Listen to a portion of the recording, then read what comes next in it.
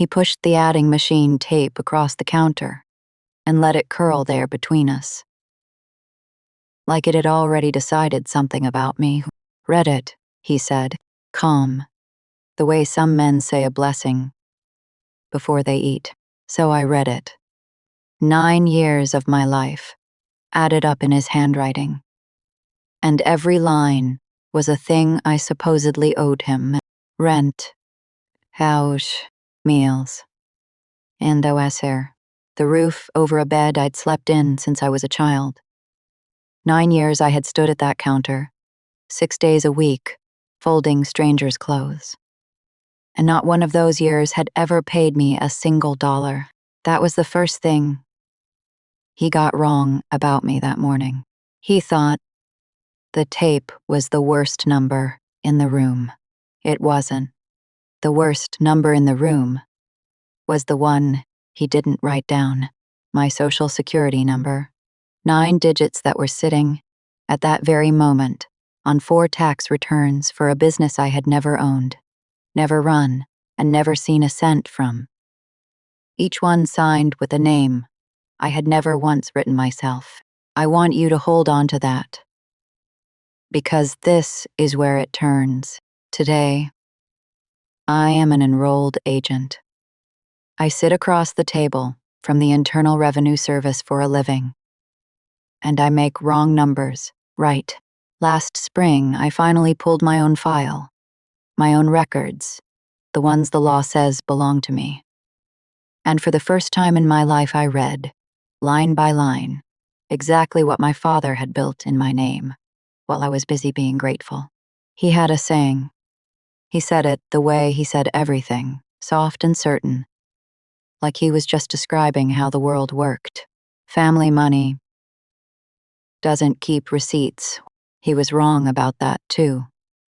I kept every single one. My name is Renata Voss. I am 31 years old, and I want to thank you for being here, because what I am about to walk you through is not an easy story to say out loud. If you have ever been the one your family leaned on for everything and counted as nothing, the dependable one, the quiet one, the one who would never, ever make a scene, then stay with me, because I made a scene.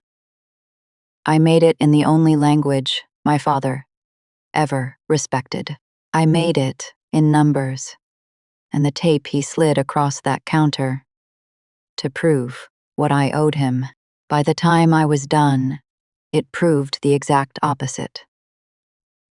In front of the only authority he was ever truly afraid of. Let me take you back to the morning I walked out, because everything I just told you begins there. On a Tuesday, in the cold. It was March 12th, 2019. 7:40 in the morning. The laundromat was called Maple and Vine Wash and Fold on Kenmore Boulevard in Akron, Ohio. And I knew every inch of it the way you know, a thing you were not allowed to leave. I knew which dryer ran hot. I knew the exact spot on the floor where the tile lifted. If you stepped wrong, I knew that the fluorescent light over the folding table glared in a way that made everyone look tired. Including me. I had come in early that morning. For a reason. The building had sold. My father, Conrad Voss, had taken an offer the month before. A developer wanted the corner, and the number was real money. The first real money our family had ever been near. For years, whenever I had asked about a wage, about anything, the answer had been the same. Your shares in the business. Renata, we're saving it for you. So that morning I came in to talk about my share. I want you to see the room the way I saw it that morning, because the details are the whole point. Specificity is the difference between a feeling and a fact, and ideal in facts. The first wash cycle was already running. I'd started it at 7:30 out of 9 years of muscle memory. Before I remembered, I hadn't come in to work. There was a basket of someone's shirts on the folding table. half done, a coffee cup with a lipstick mark that wasn't mine on the edge of the counter. My mother had been in. The lease renewal was tacked to the corkboard by the door. The corner curled, and on the shelf behind the register, the blue folder, exactly where it always lived, I had my apron on, out of habit.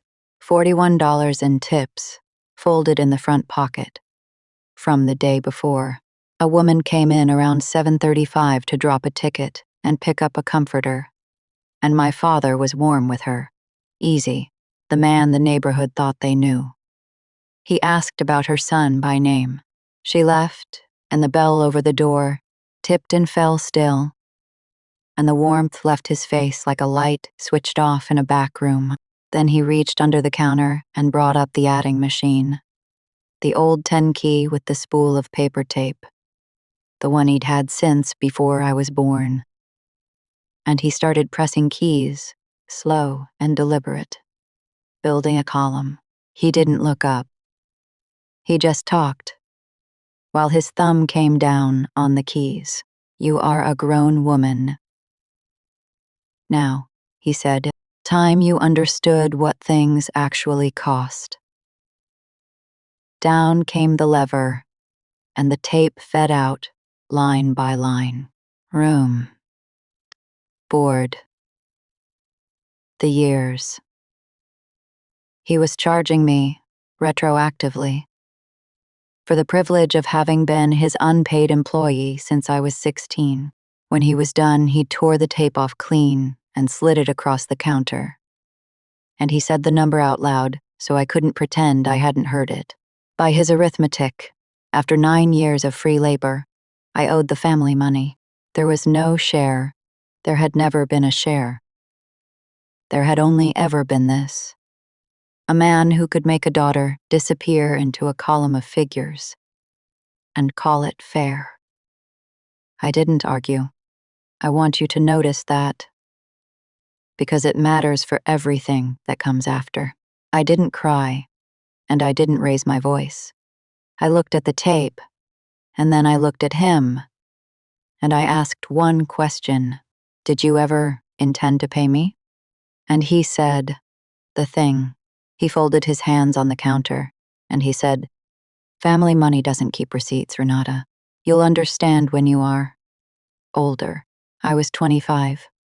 I understood. Fine. I didn't argue the number with him, but I want to do here what I couldn't do then. Because I've done the arithmetic since, the honest way, and you should hear it. I worked that counter 6 days a week, open to close on most of them.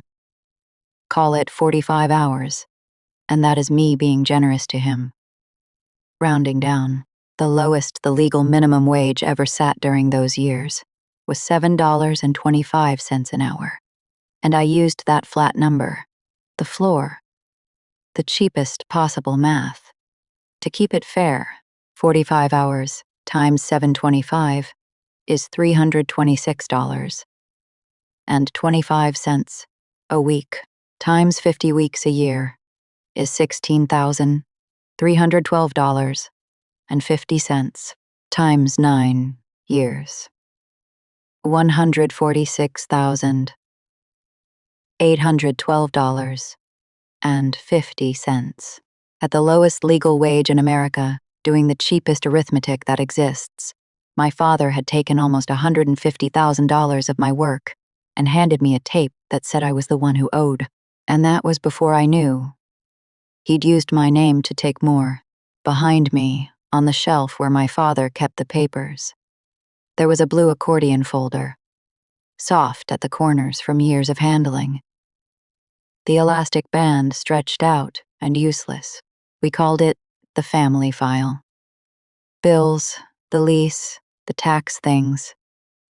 Whatever Conrad decided was important lived in that folder, and none of us were ever supposed to touch it. As I turned to go, I took it off the shelf and I put it under my arm. I don't fully know why I did it. I think some part of me, the part that had spent 9 years watching numbers that never added up, wanted to take the one thing in that building he didn't want me to read.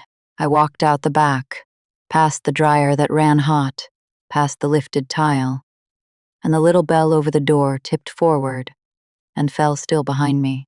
$41 in my apron, and a blue folder under my arm. That was my share. If you have ever stood in a place that was supposed to be yours and understood, all at once, that it never was.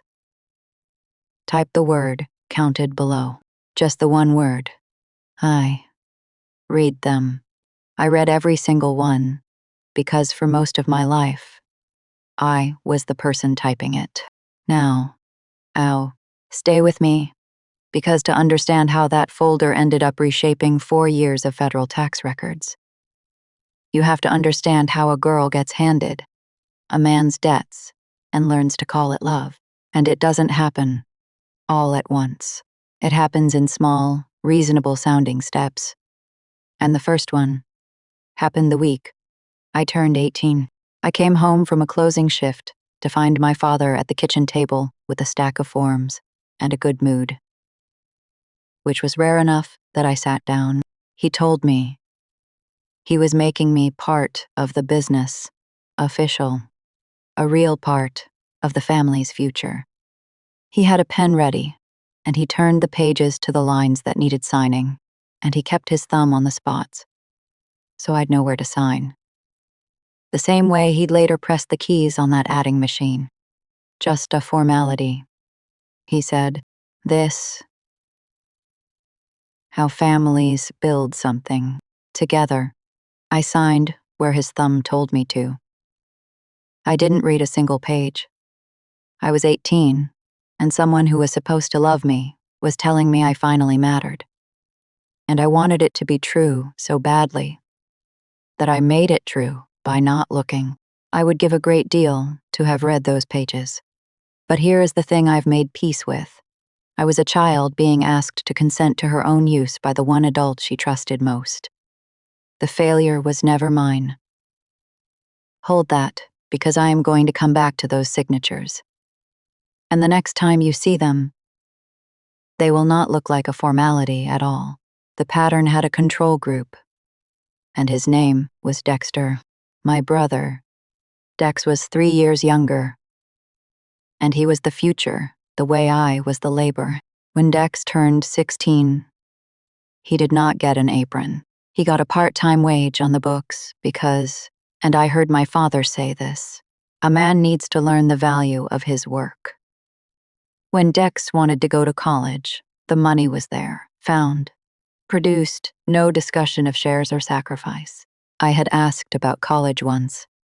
I was told the family needed me at the counter, and that family was its own kind of education. And that one day, I'd thank them. For years, I told myself the difference was need. That Dex had needed things, and I was just stronger, just steadier, just the one who could do without. That is the lie. The dependable child tells herself to keep breathing in the house. I believed it right up until I started reading the deposits. Because I ran that counter, which meant I ran the cash. And somewhere around my early 20s, I started noticing that the numbers had 2 lives. There was the register, which I closed out every night, and there was the second set of numbers my father kept on that adding machine, in the back, that never quite matched. Money that came in on cards went somewhere. The merchant statements came in envelopes I wasn't supposed to open, but I opened one once. Just one. And I saw the name on the account, Maple and Vine Wash and Fold, sole proprietor. And under the business, a taxpayer identification number that I didn't recognize as anything in particular at the time. I thought it was my father's. I had no reason to think it was mine. I was 23, and I thought I was looking at how a small business survives. I was right. That a small business was surviving. I was wrong about which one, and on whose back. There was one more incident, and it is the one I think about most. because it is the one where the two sets of numbers touched my own body. I was 22, and I cracked a molar on the job. Bit down on something in a takeout lunch. I ate standing at the counter between customers. It needed a crown. The dentist quoted me a number I didn't have, because of course I didn't have it. I'd never been paid. I went to my father. I asked the family for help. One time, for a tooth, and he got quiet and concerned. The way he did, and he told me the business just couldn't carry it right now. Money was tight. The machines were old. We'd all have to sacrifice a little longer. I had closed the register the night before. I knew to the dollar what had come in that week, and I had seen, with my own eyes, the deposits going somewhere the register total never matched. The business that couldn't find $400 for its daughter's tooth was depositing thousands. I couldn't account for. I paid for the crown myself. Eventually in installments, off a credit card. It took me 2 years to clear. I never asked the family for anything again. That was the lesson. And I learned it. The well was never dry. I was just never allowed to be thirsty at it. And the part I couldn't see yet was where all that water was actually going. And whose name was on the pipe. I want to be fair to the girl I was, and I want to be fair to you. Because some of you are that girl right now. Looking at numbers that don't add up in a house. You can't leave. You are not stupid for not seeing it. These men are not crude. My father was patient and soft-spoken, and he never raised a hand. And that is exactly why it worked. The cruelty was logical. It was ongoing. And it was backed, every single step, by paperwork that looked completely normal, until the day someone who knew how to read it finally did.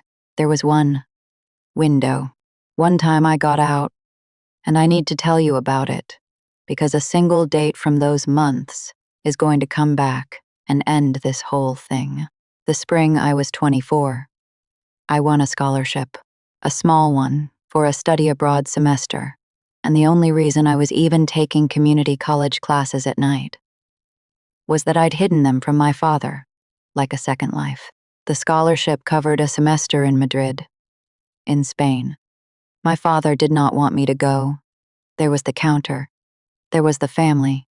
There was always the counter and the family. But a teacher had written letters, and the thing was paid for, and for once there was no number he could put on a tape to stop it. I went. I was in Madrid from January to May of 2018. I have the passport stamps. I have the dormitory records.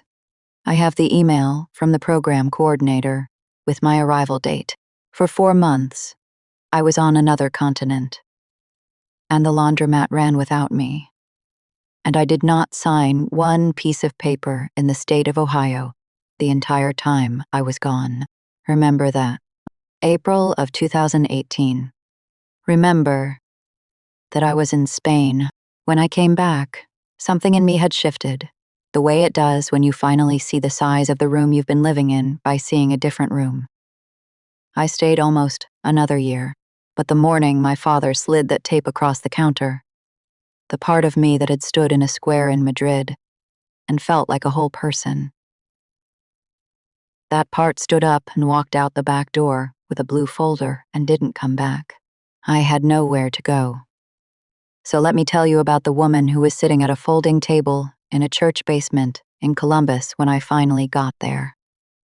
Because she is the reason this story has an ending instead of just a wound. Her name was Della Okafor. She was somewhere past 70, a retired enrolled agent who spent her tax seasons volunteering at a free clinic for people who couldn't pay to have their returns done. I had driven the 2 hours south to Columbus with my $41 long gone and a job application in my bag, and someone had told me the clinic could help me file, because I'd never once filed a return in my own name. I didn't even know how. I had been a taxpayer, apparently, for years without ever knowing it. Della sat me down and asked for my documents, and I had almost nothing, so she asked for my story instead. And I gave her the short version: 9 years, no wages. The tape, the folder. She listened the whole way through without once trying to fix it, which I had never had before. An adult who just let the facts sit on the table and didn't rush to make them smaller. When I was done, she reached over and put one finger on the blue folder I'd carried in with me. The one I hadn't let out of my sight in 3 weeks. "You know what this is?" she said. I told her. It was my father's, the family papers. She shook her head slowly. "A receipt only protects the person holding it," she said. "So from now on, you hold your own." I have remembered that sentence every day of my life since. A receipt only protects the person holding it. I had spent 9 years generating receipts for a man who held all of them. Della told me, in 11 words, that the holding was the whole game.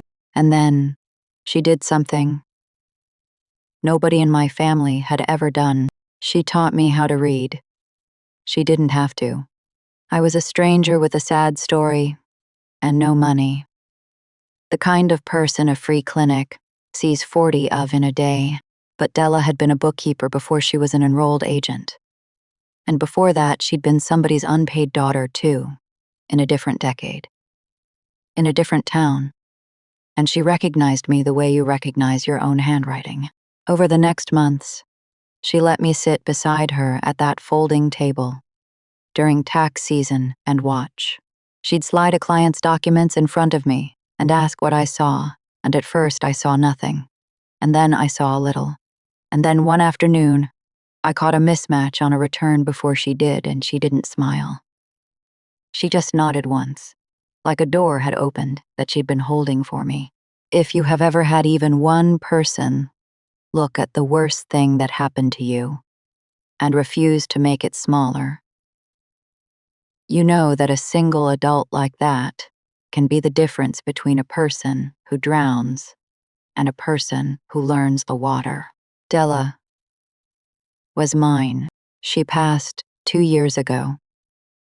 I think about her every time I open a file, and I think about her most on the day the determination letters started to arrive, because she is the only one who would have understood exactly what they cost and exactly what they were worth. Now I have to move fast, because the next 6 years are not where this story lives. You already know. I survive. Let me spend the words on what I became instead. Columbus, a rented room from a woman who advertised it on a grocery store board. 3 jobs at once: overnight stocking, a coffee counter at dawn, weekend shifts at a tax office, where Della had vouched for me as someone who could be trusted with other people's numbers. Night classes that I no longer had to hide from anyone. I learned the code the way other people learn scripture, because Della told me the people who run schemes are counting on you, never reading the rules. And the fastest revenge in the world is simply to read them better than they do.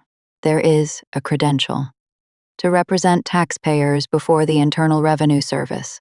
You can become an enrolled agent, and to do that you sit for a 3-part federal exam: individuals, businesses, and representation. I failed part 2. The first time, businesses. How'd win dice. Businesses. The very thing my father had buried me under. I sat in my rented room and I studied it until it had no secrets left. And I passed it the second time, by a margin that wasn't close. 2 years after I walked out the back of that laundromat, with $41, I had 2 letters after my name. That meant the federal government recognized me as someone qualified to argue with it. The years in between were not soft. There were months I ate the same thing every night. because it was 89 cents a box. There was a winter the heat in the rented room barely worked, and I studied the tax code in a coat with a blanket over my legs and told myself the cold was just another thing I'd outlast. The way I'd outlasted the counter, I didn't date much. I didn't have a circle. I had Della, and I had the code, and I had a growing, private certainty that the thing that had been done to me had a name, and a form number, and a remedy. I just had to become the person who could reach them. The transformation wasn't the apartment getting nicer. The transformation was the day I stopped flinching when an envelope from the government arrived and started opening it like a key fit. My hand. I built a small practice. Voss, tax, resolution, one room, my name on the door, and a specialty I never advertised. But everyone somehow found me for. People who'd had their identities used by someone they couldn't afford to accuse. Spouses. Children. The dependable ones. I was good at it. I was good at it because I already knew, in my body, exactly how it felt to be a number in someone else's column. And then, last spring, the column came looking for me. Stay with me now, because this is the part I almost couldn't say out loud. And it is where everything I'd built quietly turned into everything I'd need. It came as forwarded mail. A single envelope sent from the old Akron address to a post office box I'd kept for years. The forwarding finally catching up to a notice the Internal Revenue Service had mailed long ago. Inside was a notice for a tax year I'd never filed, listing a balance due against my Social Security number, a real balance. How real money. A normal person opens that envelope, and their stomach drops. I want to be honest with you about what happened in mine, because it is the whole hinge of this story. My stomach didn't drop. 6 years of reading other people's nightmares had trained the panic right out of me. I looked at that, noticed the way a doctor looks at a scan she has seen 100 times, and then I did the single most ordinary thing in my entire profession. I requested my own transcripts. You are entitled to your own records. Anyone is. I pulled my account transcript, my wage and income transcript, and the return transcripts for every year the system had on file, and I sat down at my kitchen table at 9 at night with a cup of coffee going cold. And I read my own life, the way I'd read a stranger's for 6 years. The account transcript came first. 4 tax years with balances: 2015, 2016, 2017, 2018. 4 years of a federal taxpayer named Renata Voss filing, owing, and not paying. The total at the bottom, with the penalties stacked on, and the interest run out. Over years, I'd never even known the account existed. Came to $45,200, $28,400 in tax, $6,800 in penalties, $10,000 in interest, $45,200 owed by me for being alive under my father's roof. That was page 1. I made myself keep reading, because the balance is never the story. The story is always in how the balance got made. The wage and income transcript was page 2, and that is where I stopped breathing. Listed under my Social Security number, year after year, was Schedule C income, business income, from a sole proprietorship, Maple and Vine wash and fold. The card processor had reported the gross receipts on a form called a 1099-K. Every dollar that customers had ever paid on a card, summarized, and sent straight to the federal government under my number. The returns my father filed had reported only a slice of it. The government's computers had done the simplest thing in the world. They had matched the card receipts against the reported income, found the gap, and billed the taxpayer whose number was on the account. Me. I was the taxpayer. The girl folding strangers' shirts for free had been, on paper, the owner of the entire operation. He hadn't just stolen my labor. He had laundered the laundromat through his daughter. There was a notice in the file history, too, and reading it was like watching The Trap. Close in slow motion across years I'd known nothing about. A CP 2000 notice. The letter the system generates when its computers match the income reported to them against the income reported on the return and find a gap. It had gone out to the Akron address. Then, when no one answered it, a follow-up, then a statutory notice of deficiency. The formal one. The last one before the balance becomes real and collectible. 3 letters, escalating, mailed across more than a year. Every one of them addressed to me. Every one of them opened by someone who was not me, in a house where I no longer lived. My father had watched the government close in on a debt and had simply let the letters land on his daughter's name. The way he'd let everything land on his daughter's name, because the name was the whole reason she existed in the paperwork at all. I sat with that. And then I understood why. My father had a bankruptcy in his past, a federal tax lien from a first business that failed in the 90s. I'd later confirm all of it in public records. Every bit of it lawful for anyone to pull. His own name was flagged. He couldn't run clean money through a clean account because he didn't have one. So when his quiet, dependable daughter turned 18, he sat her down at a kitchen table with a pen and his thumb on the line. And he made her into the clean name, the formality. This is how families build something, together. There was one piece left, and I knew before I requested it what it would have to be, because a return doesn't file itself.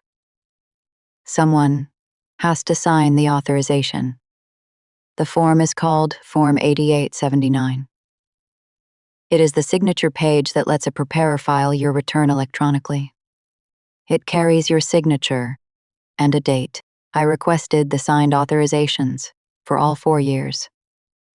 They came. And there was my name on every one, in handwriting that leaned the wrong way. A forgery a child could have spotted if the child had been allowed to look, but I wasn't looking at the loops anymore. I was looking at the dates. The authorization for tax year 2017 was signed and dated April 3rd, 2018. On April 3rd, 2018, I was in Madrid, in Spain. On another continent. I have the passport stamp that says I entered the country in January, and the one that says I left in May. I have the dormitory records, and the program emails. On the exact day my signature supposedly authorized a fraudulent federal tax return in Akron, Ohio, I was 4,000 miles away, standing in a square, feeling like a whole person for the first time in my life. That was the moment the folder stopped being a keepsake and became a case, because I still had it, the blue accordion folder, soft at the corners, that I'd carried out the back door and never let go. And in it, under the bills and the lease, were the things my father had filed away and forgotten I'd ever taken. Old strips of adding machine tape in his own handwriting, reconciling the real cash against the reported numbers. 2 columns, the truth and the story he had kept in his own hand, the proof that he knew exactly what the real income was and had chosen, year after year, to report less of it under his daughter's name. And here is the part I sat with longest, the part that took something out of me that I am still getting back. The signature wasn't always the same. I laid the 4 forged authorizations side by side under the kitchen light, and 2 of them leaned one way, and 2 leaned another. My mother's hand and my father's hand. They had taken turns. On the nights the returns went out, one of them had sat at that same kitchen table where I'd done homework as a child and practiced being me on a federal form. Marlene knew. She had not just looked away while it happened to me. She had picked up the pen. That was the thing I couldn't read past for a while. Not the money, not even the fraud, but the ordinary domestic fact of my mother learning to sign my name well enough to fool a government. A receipt only protects the person holding it. For 9 years. They had held them all. Now, I was holding them. I cried exactly once in this whole story, and it was that night, alone at my kitchen table, with 4 years of forged returns spread out in front of me and a strip of my father's handwriting in my hand. Not for the money. The money I could already see getting fixed. That is what I do. I cried because I finally had. In paper, the answer to a question I'd carried since I was 16. Whether it had been real. Whether I'd made too much of it. Whether a good daughter would have just been grateful. The paper said it was real. The paper said I had not made it up. No one saw it. I didn't call anyone. I let it happen for about as long as it needed to, and then I wiped my face, and I picked up a pen, and I started building the only kind of answer my father had ever understood. I started reconciling. I want to tell you what I did next, and I want to be very precise, because the entire power of what comes now is that I did not break a single rule to do it. I didn't use my credential to pull anyone's private records, but my own. I didn't access my father's confidential information. Everything I used, I was lawfully entitled to. My own transcripts, my own signed authorizations, my own passport, and a folder of documents that had been in my possession for 6 years. The schemers count on you, breaking a rule in your anger, so they can point at the broken rule instead of the broken life. I didn't give him one to point at. Here is the procedure. There is a form for exactly this. It is called Form 14039, an identity theft affidavit. It is the federal government's own instrument for a taxpayer to say, under penalty of perjury, that returns filed under their number were not theirs. I had filed it for clients, dozens of times. Now, I filed it for the client I knew best. I assembled the package, the way I'd assemble it for anyone I was trying to make whole. The affidavit. A clean reconciliation showing the 4 years, the reported income against the 1099K receipts. The gap, year by year. The forged authorizations, with the Madrid date circled and the passport stamp attached beside it.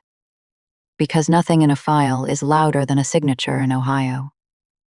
On a day, the signer was provably in Spain, and the photographs of my father's own adding machine tapes. The 2 columns in his own hand. I wrote a cover memo the way Della taught me. Flat. Numbered. No adjectives. Adjectives are what you reach for when you don't have evidence. I had evidence. I sent it certified, with the green card that comes back signed, because a person who has been erased from the paperwork of her own life learns to make every step of her return to it leave a mark. I kept a copy of everything. I kept the tracking. I kept the date. A receipt only protects the person holding it. And this time, every receipt had my name at the top. And then, before I let the mail carry it the rest of the way, I did one more thing. I drove the 2 hours back to Akron, to the counter where it started. Because I had decided my father deserved to hear the numbers from me before the government read them. Not a fight. I had no interest in a fight. I went to inform him. There is a difference. and he was about to learn it. The laundromat hadn't finished selling. The deal had snagged, the way deals do, so he was still there, behind the same counter. With the same adding machine. He looked older. He looked, for 1 second, when the bell over the door tipped and I walked in. Almost glad to see me, which is its own kind of knife. I didn't take off my coat. I set a folder on the counter between us, a copy, not the original. Because you never hand over your originals. And I put my hand flat on top of it. And I told him I had 4 things to say, and that I would say them once. I didn't raise my voice. I'd practiced it flat, in the car, the whole drive up, because I knew the second I sounded angry he'd have something to manage. And I had not driven 2 hours to be managed. I'd driven 2 hours to inform a man of facts. 1. I knew that he had registered Maple and Vinewash and Fold under my social security number when I was 18. On the night he told me he was making me part of the family's future, and had been filing business tax returns in my name. Ever since. 2. I knew the returns underreported the income, and I had the card processor records. And his own handwritten tapes. The ones from the blue folder he'd never noticed. Was gone. Showing he knew the real numbers and chose to report less. 3. I knew that on April 3rd, 2018, a federal tax return had been authorized with my forged signature, and I had a passport with 2 stamps, and a dormitory record, and a program email that put me in Spain on that date, and for 4 months around it. 4. I had filed an identity theft affidavit with the Internal Revenue Service that morning, certified, with all of it attached, and the balance the government had been trying to collect from me for years, $45,200, was, as of now, no longer mine, and where it went next was no longer in my hands, or his. He started to talk. I watched him reach for the old tools, the soft voice, the patient. Correction. He said my name the way he used to, gentle, like he was about to explain how the world really worked. The way he'd explained it the night he made me part of the family's future. The way he'd explained it every time the explaining ended with me holding something heavier than I'd been holding before. And he said it. He couldn't help himself. He said, "Renata, you know how this family is. Family money doesn't keep receipts." I said, "I know. You told me." I let it sit a second because for once I had the time and he had the silence. "You told me when I was 8, and the till was short. And you said, we don't write down what family owes family. You told me when I asked about my share. And you said family money has no paperwork.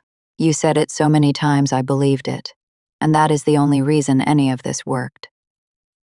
Because you raised a girl who thought the absence of a receipt was a kind of love." I took my hand off the folder. "So, I kept them. All of them. The ones you forgot you. Let me carry out the door, and in about 90 days, a federal examiner is going to read mine. And yours are going to be the only ones missing from the file." For the first time in my life, I watched my father do the arithmetic and come up short. He didn't have a number for this. There was no key on the machine for a daughter who had learned to read. That is the whole confrontation. There was no screaming. I broke nothing, and I raised nothing. I picked up my coat and I left the copy on the counter so he could read, slowly, in his own handwriting, the thing that was about to happen to him. The bell tipped forward and fell still. And that was the last conversation I had with my father that he got to control.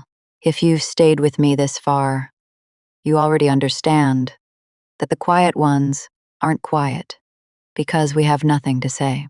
We're quiet because we're keeping the receipts. Subscribe and stay with me, because I owe you the part where the numbers land. And they land hard. The Internal Revenue Service does not move fast, but it moves thoroughly, and it moves on documentation. And I had handed them a documented case, with the math already done. The wheels turned for the rest of that year. And then the determinations came, one envelope at a time.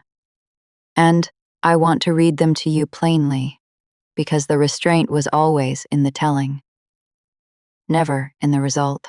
First, Tambizahi, the Identity Theft Unit, accepted the affidavit.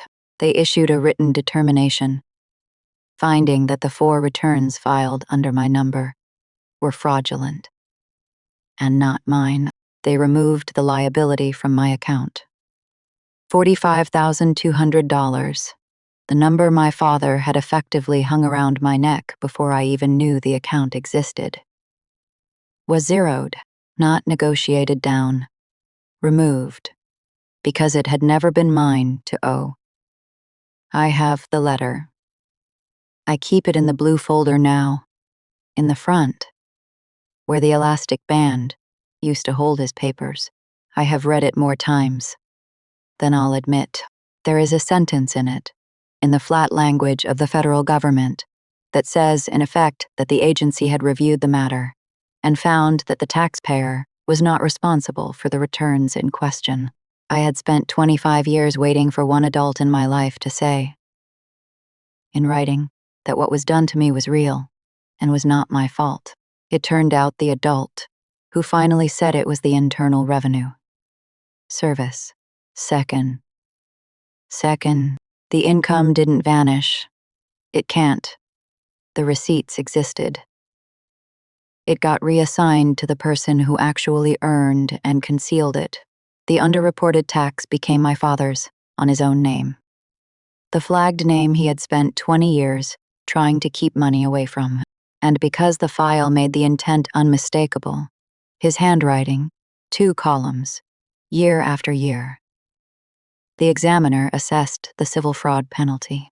That penalty is 75% of the underpayment that came from the fraud. 75% of the $28,400 in tax is $21,300. That penalty had my father's name on it now. Not mine. He had built a number to prove what I owed him. The government built a bigger one to prove what he owed everyone. The arithmetic he'd used for 9 years to make me small was, in the end, the exact instrument that measured him. He taught me to respect numbers. He just never imagined I'd grow up to be better at them than he was. Third, the sale he'd been waiting on his whole life. The corner, the developer, the first real money our family had ever been near.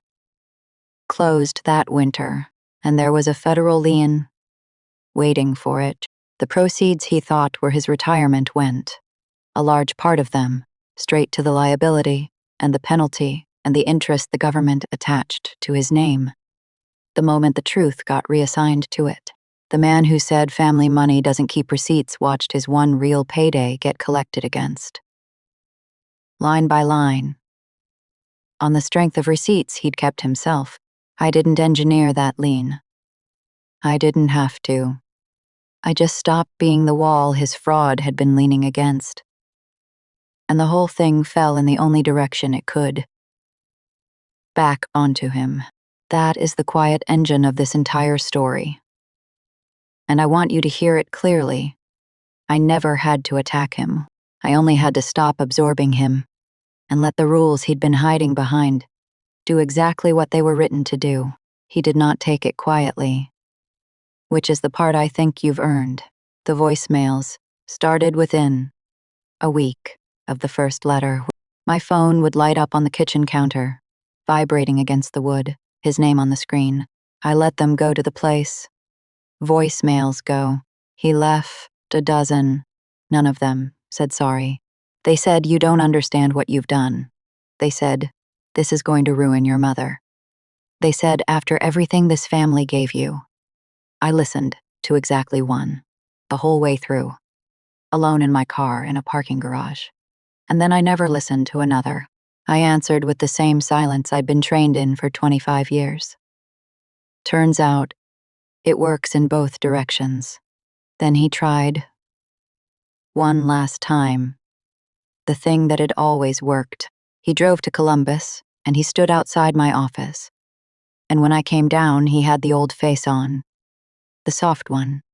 The one that used to mean a formality and a pen. He said, he'd lost everything. He said, a daughter doesn't do this to her father. And I stood on the sidewalk, and I gave him the only sentence I had left for him. I said, you didn't lose anything that was yours. Then I went back inside, and I let the door close, and I did not look through the glass to see how long he stood there.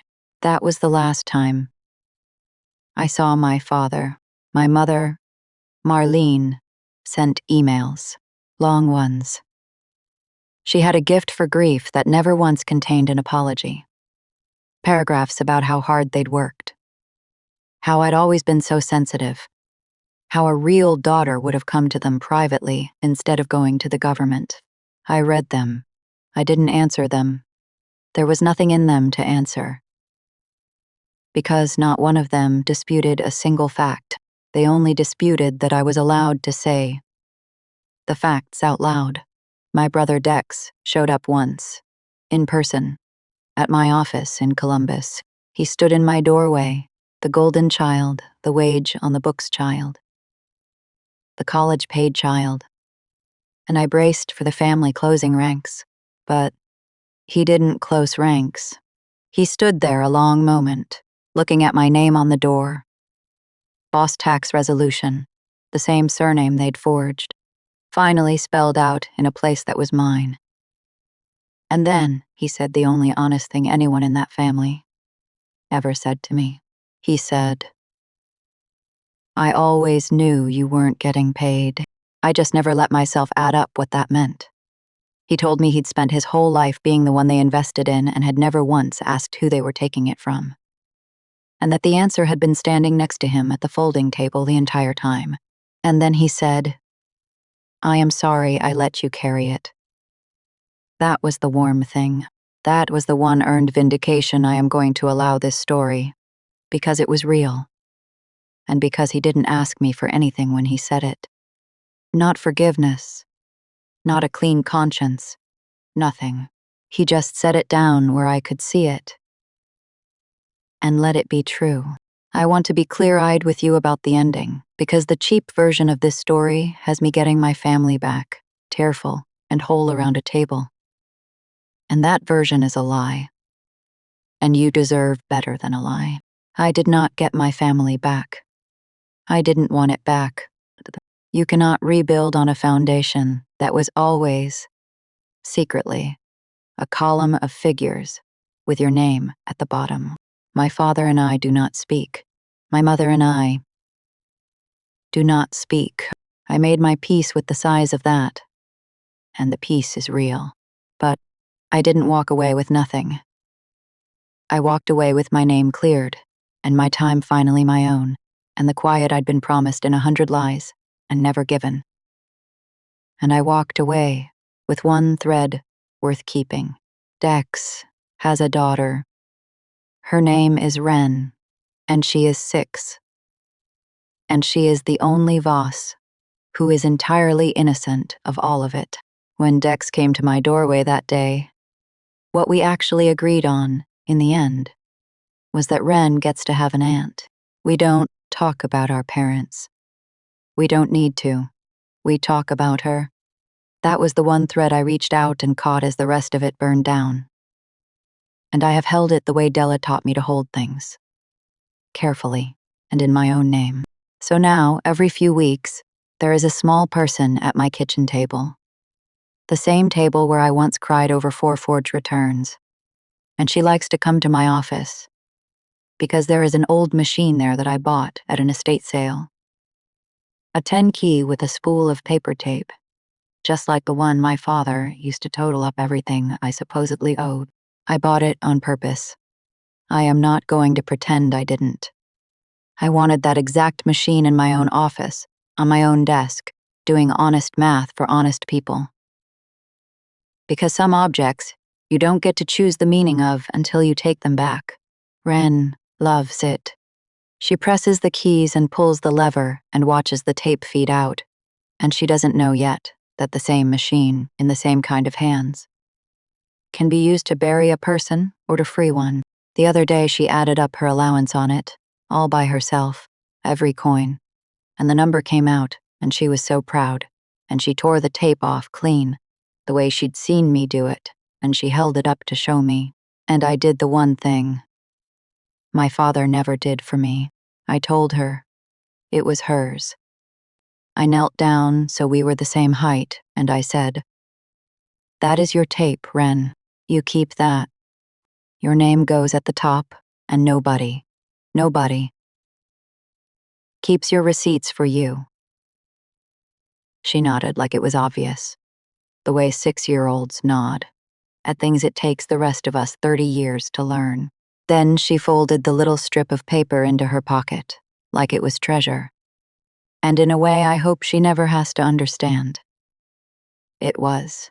If you've made it all the way here with me, I want to leave you with the same thing. I left her. You are not the column. Someone else added up. You are the one who gets to keep the tape. My father slid a tape across a counter to prove what I owed him. He was right about exactly one thing in this entire story. And I'll give it to him. Because the truth is the truth no matter whose mouth it falls out of. Family money doesn't keep receipts. So, I kept them all, and when it finally mattered, in the only room where the verdict counted, mine were the only ones on the table with a name and a date, and the truth, written right there on them, in handwriting that finally leaned the right way. I am Renata, boss. I read signatures, and I read columns, and I read the quiet, dependable people who write to me every week certain that no one will ever believe what was done to them. In numbers too boring to make a sound, I believe you. If this was your story too, you already know which word to leave below. Keep your own receipts. And if anyone ever tells you that love doesn't keep them, hold yours a little tighter and start reading.